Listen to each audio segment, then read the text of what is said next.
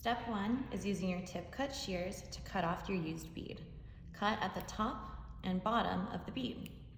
Remove any old thread by pulling out or using your tip cut shears.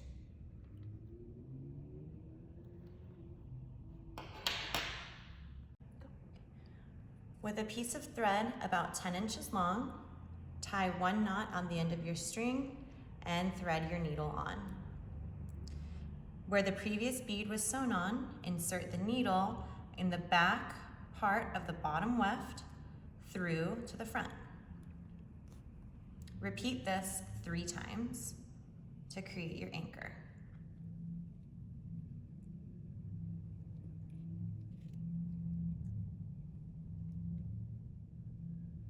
Do your best to hit the same spot of the weft each time. Now that I have my bottom anchor sewn on 3 times, I'll take a replacement silicone-lined pro tube and insert it through the needle. Pull all of the thread through the silicone-lined pro tube and begin to attach your bead. Your bead attachment begins by placing the needle through the front part of the top weft,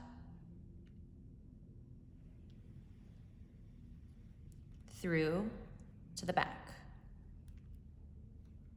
Make sure your bead is positioned the direction that you need and that it's pulled taut. Now that it's through the top part of my top weft, pull your needle through to the back of the bottom weft and poke through where the base of the bead sits. Circle through the bead and the weft 3 times. So my needle is going to go through the bead,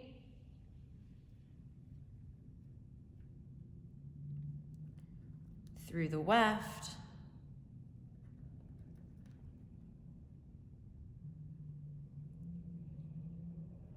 through the weft,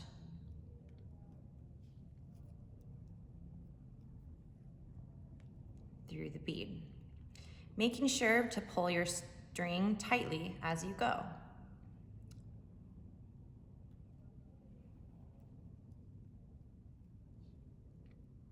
Now that my bead is fully secured, I'm going to tie a sewing knot. The last and final step is reinserting your clear applicator tool.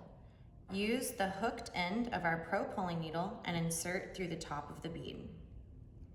Hang the applicator tool from the hook, close the latch, and pull up to get the applicator tool through the bead. Repeat for the remaining beads.